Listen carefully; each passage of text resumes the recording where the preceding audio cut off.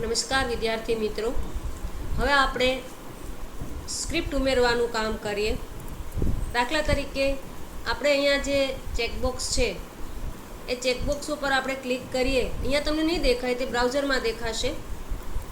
તો અને અહીંયા આપણે જેટલા વોટર બેગા બ્લુ કલરના ખરીદવા હોય એટલી ક્વોન્ટિટી લખીએ તો એનો આપમેળે ગુણાકાર, એ સિવાય બીજી વસ્તુ પસંદ કરી હોય તો એનો જેટલી ક્વોન્ટિટી ગુણ્યા એની પ્રાઇસ, એનો ગુણાકાર અને સરવાળો, ટોટલ જેટલી વસ્તુ ખરીદીએ છીએ તેનો સરવાળો આપમેળે થઈ જાય.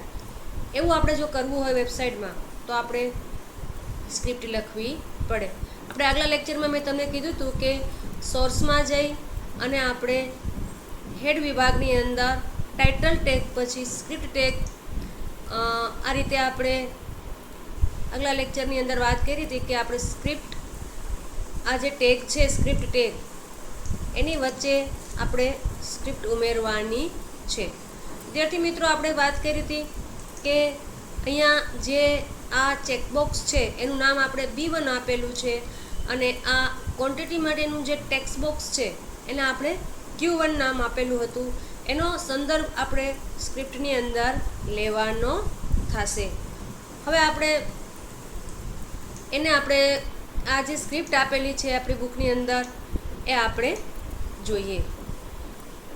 હવે જો આ સ્ક્રિપ્ટ ટેગ આપણે મેં તમને બતાવ્યું તેમ સ્ક્રિપ્ટ ટેગ પછી આ સ્ક્રિપ્ટ છે તે લખવાની છે. હવે જો અહીંયા ઓનકાર્ટ નામનું એક વિધેય વ્યાખ્યાયિત કરવામાં આવેલું છે. વિધેયને વ્યાખ્યાયિત કરવા માટે આ જે ફંક્શન કીવર્ડ છે એ ફંક્શન કીવર્ડનો ઉપયોગ થાય. વિધેય એટલે શું? તો કે વિધેય એટલે નિશ્ચિત કાર્યને પાર પાડતા અને પુનઃ ઉપયોગમાં લઈ શકાય તેવા કોડના બ્લોકને વિધેય કહેવાય. એ આપણે આગળ બીજા ચેપ્ટરની અંદર પણ શીખી ગયા હતા. આ જે છગડીયા કૌંસની જોડી હોય એને બ્લોક કહેવાય. આ વિધેય દ્વારા જે કાર્ય કરવાનું છે તેનો કોડ આ બ્લોકની અંદર લખાશે. જ્યારે કાર્ય પૂર્ણ થશે ત્યારે આ ઓપનિંગ છગડીયો કૌંસ છે અને કાર્ય પૂરું થશે ત્યારે જો અહીંયા આપણને એનો ક્લોઝિંગ છગડીયો કૌંસ, એટલે કે એને છગડીયા કૌંસની જોડીને બ્લોક કહે છે. અને આ સ્ક્રિપ્ટ ટેગ અહીંયા પૂરી કરેલી છે. એક બીજી પણ વાત કહી દો વિદ્યાર્થી મિત્રો, જાવા સ્ક્રિપ્ટિંગ ભાષાની અંદર વિધેયને વ્યાખ્યાયિત કરવા માટે આ ફંક્શન કીવર્ડનો ઉપયોગ થાય. આપણને પરીક્ષામાં પણ પ્રશ્ન પૂછાય છે, વિધેયને વ્યાખ્યાયિત કરવા માટે કયા કીવર્ડનો ઉપયોગ થાય? તો એના માટેનો કીવર્ડ છે ફંક્શન. આ ફંક્શન કીવર્ડ છે ઓનકાર્ટ છે, એ આપણા વિધેયનું નામ છે. ઓનકાર્ટ નામના વિધેયનું કાર્ય શું છે?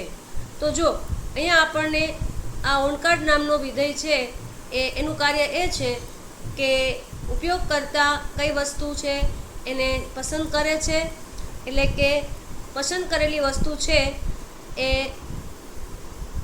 એનો ક્વોન્ટિટી ગુણ્યા પ્રાઇસ છે એનો ગુણાકાર કરશે અને બિલ માટેનું જે વેબ પેજ છે એ દર્શાવશે. અહીંયા 1 by 1 હું તમને આ કોડની આપણે સમજૂતી મેળવીએ છીએ. જો અહીંયા એક વેરિયેબલ ધારવામાં આવ્યો છે. આપણે આગળ બીજા ચેપ્ટરની અંદર પણ આવી ગયું છે કે જાવા સ્ક્રિપ્ટની અંદર વેરિયેબલ એટલે કે ચલને વ્યાખ્યાયિત કરવા માટે આ જે VAR કીવર્ડ છે એનો ઉપયોગ થાય છે. તમારી બુકની અંદર પણ અંડરલાઇન કરજો કે જાવા સ્ક્રિપ્ટમાં વિધેયને વ્યાખ્યાયિત કરવા માટે ફંક્શન કીવર્ડનો ઉપયોગ થાય છે. જો કે તો આપણે બીજા ચેપ્ટરની અંદર આવી ગયું છે. એવી જ રીતે ચલને વ્યાખ્યાયિત કરવા માટે VAR કીવર્ડનો ઉપયોગ થાય છે. અહીંયા આપણે ચેક નામનો એક ચલ ધારેલો છે જેની કિંમત આપણે આપેલી છે ફોલ્સ. બીજો ચલ આપણે કૂકી વેલ્યુ નામનો આપેલો છે, એટલે અત્યારે કોઈ કિંમત આપેલી છે નહીં. અહીંયા જો આ વિધેયનું કામ છે ચકાસણી કરશે.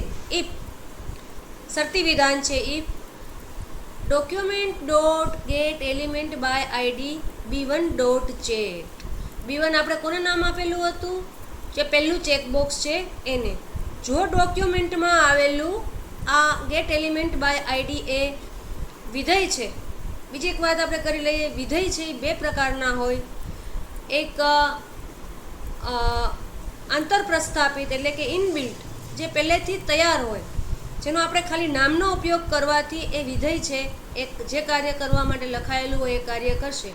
જ્યારે બીજું ઉપયોગકર્તા નિર્મિત એટલે કે યુઝર ડિફાઇન વિધેય, જે ઓનકાર્ડ છે, ઓનકાર્ડ નામનું વિધેય એ યુઝર ડિફાઇન વિધેય છે. કારણ કે આપણે જરૂરી હોય એવા તમામ કાર્યો કરવા માટેના વિધેય લાઇબ્રેરીમાં ઉપલબ્ધ હોય એ જરૂરી નથી.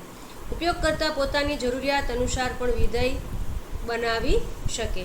તો અહીંયા ગેટ એલિમેન્ટ બાય આઈડી વિધેય છે એ આંતરપ્રસ્થાપિત વિધેય છે, ઇનબિલ્ટ વિધેય છે. એનું કામ છે કે અહીંયા જે ઓબ્જેક્ટનું નામ આપેલું છે એ ચેક થયેલો છે કે નહીં, એટલે ચેક કરે છે કે ડોક્યુમેન્ટમાં આવેલ B1 નામનો ઓબ્જેક્ટ ચેક થયેલ છે કે નહીં.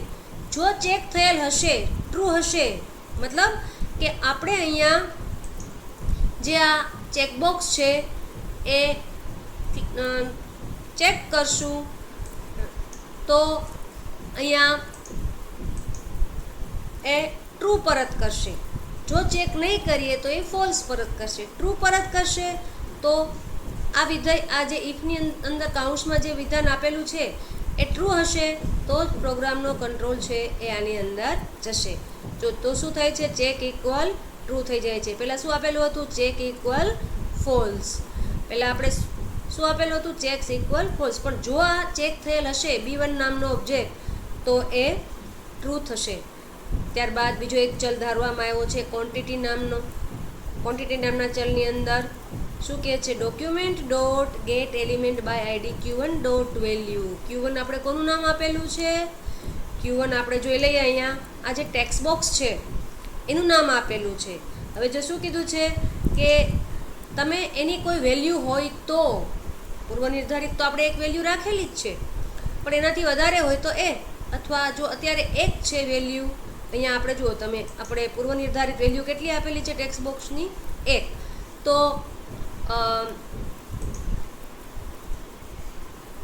આ ક્વોન્ટિટી નામના ચલમાં અત્યારે શું થશે, 1 સ્ટોર થશે.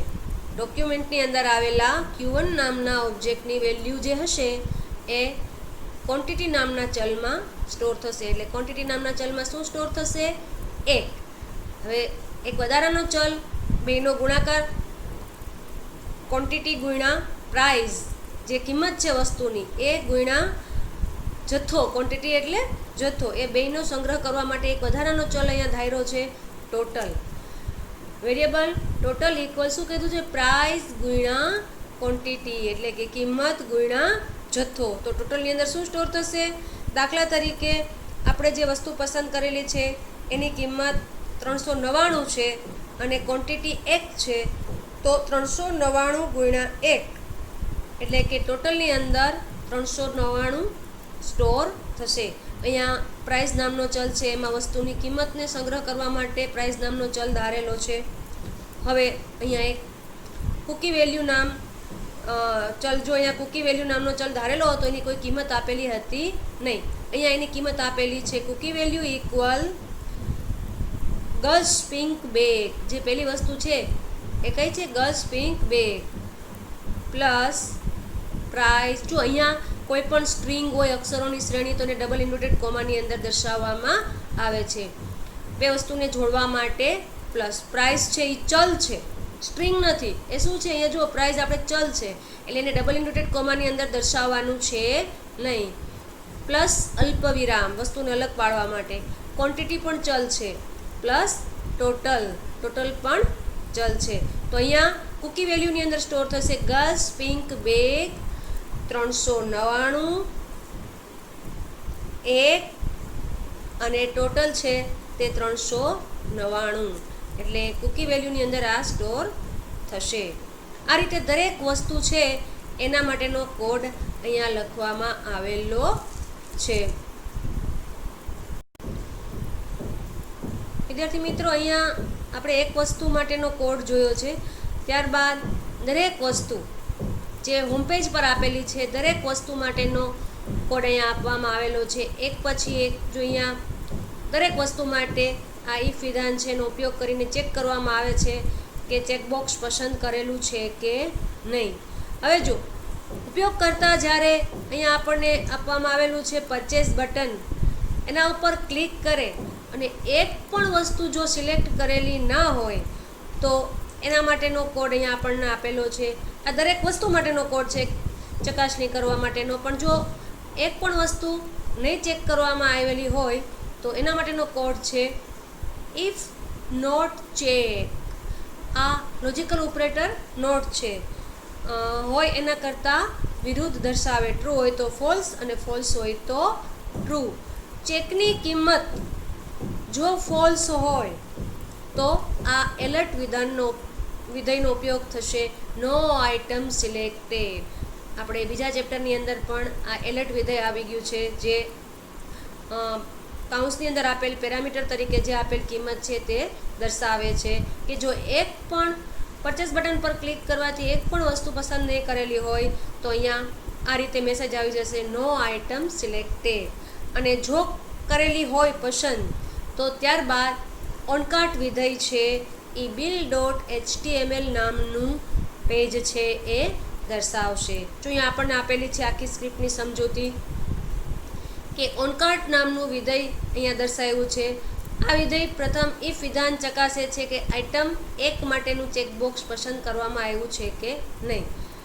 મેં તમને વાત કરી તેમ આઇટમ 1ના ચેકબોક્સને આપણે B1 નામથી આઈડી આપ્યું હતું. હવે આ વિધેય જે વિધાન છે document.getElementById B1.check, આ વિધાન શું કામ કરે છે તો કે આ વિધાનનો ઉપયોગ કરી તપાસવામાં આવ્યું છે કે ઉપયોગકર્તાએ કોઈ વસ્તુ પસંદ કરી છે કે નહીં. જો વસ્તુ પસંદ કરવામાં આવી હોય તો તેનો જથ્થો ચલમાં સાચવી અને કુલ રકમની ગણતરી કરવામાં આવશે. અને અંતે સ્ટ્રિંગ સ્વરૂપે એટલે કે અક્ષરોની શ્રેણી સ્વરૂપે વસ્તુનું નામ, કિંમત, જથ્થો અને કુલ રકમ છે એ ચલમાં સંગ્રહ કરવામાં આવશે. બીજી એક વસ્તુ તમને એમ કીધી છે કે દરેક વિગતને અલ્પ વિરામ દ્વારા છૂટી પાડવામાં આવી છે અને દરેક ઉત્પાદનની વિગતને વિસર્ગ દ્વારા. જો તમને બતાવી દઉં, અહીંયા હું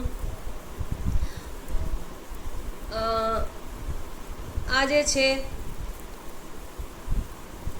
કૂકી વેલ્યુ પ્લસ જો આ દરેક વસ્તુ છે એને આ વિસર્ગ દ્વારા, જો આ 2 ટપકા છે ઉપર નીચે એને વિસર્ગ કહેવાય, જેને આપણે કોલન પણ કહે છે ઇંગ્લિશમાં. એ આખી સ્ટ્રિંગ સ્વરૂપે માહિતી દર્શાવે છે, વસ્તુનું નામ, એની કિંમત, એનો જથ્થો અને એનો ટોટલ. હવે ત્યારબાદ શું કહે છે, જો ઉપયોગકર્તા એક પણ વસ્તુ પસંદ નહીં કરી હોય તો પરચેસ બટન પર ક્લિક કરવામાં આવે તો નો આઇટમ ઇઝ સિલેક્ટેડ લખાણ દર્શાવાશે. એના સાથેનો સંદેશ આપણને આપશે. એના માટેનું આપણે એલર્ટ વિધેય જોયું જે આંતર પ્રસ્થાપિત છે. વિદ્યાર્થી મિત્રો, તમને એક પ્રશ્ન એ પણ પૂછાઈ શકે કે નીચેનામાંથી કયું વિધેય આંતર પ્રસ્થાપિત છે. તો દાખલા તરીકે તમને આપેલું હોય ઓનકાર્ટ, પછી એલર્ટ, તો તમારે બેમાંથી જવાબ તમારો શું આવશે? એલર્ટ. એલર્ટ છે એ આંતર પ્રસ્થાપિત. અથવા એમ પણ પૂછે કે નીચેનામાંથી કયું વિધેય ઉપયોગકર્તા નિર્મિત છે, તો અહીંયા ઓનકાર્ટ છે એ ઉપયોગકર્તા નિર્મિત એટલે કે ઉપયોગકર્તાએ બનાવેલું વિધેય છે.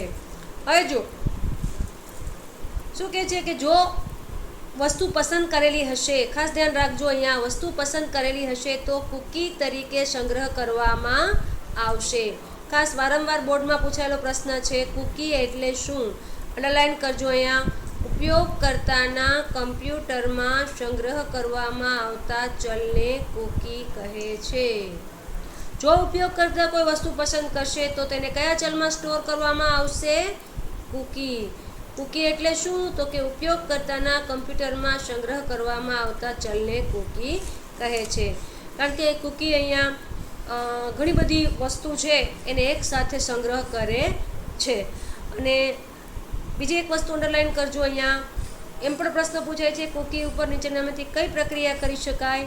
તો કૂકીને વાંચી શકાય, રચી શકાય, સુધારી શકાય અને દૂર પણ કરી શકાય. આ મોસ્ટ ઇમ્પોર્ટન્ટ પ્રશ્ન છે કે ઉપયોગકર્તાના કમ્પ્યુટરમાં સંગ્રહ કરવામાં આવતા ચલને શું કહે છે? તો કે કૂકી. અથવા એમ પણ પૂછાય કે કૂકી એટલે શું, કૂકી ઉપર કયા કયા કાર્યો થઈ શકે.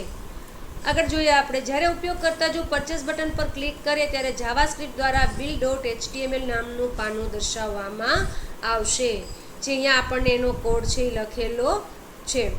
હવે અહીંયા build.html પાનાની અંદર જાવાસ્ક્રિપ્ટ દ્વારા પસંદ કરેલ વસ્તુઓ માટે કુલ વસ્તુઓની સંખ્યા સાથે કુલ કેટલી રકમ ચૂકવવાની થશે એની ગણતરી કરવામાં આવે છે. અહીંયા આ પેજની અંદર એક માયફન નામનું વિધેય, જો અહીંયા માયફન નામનું વિધેય આપેલું છે.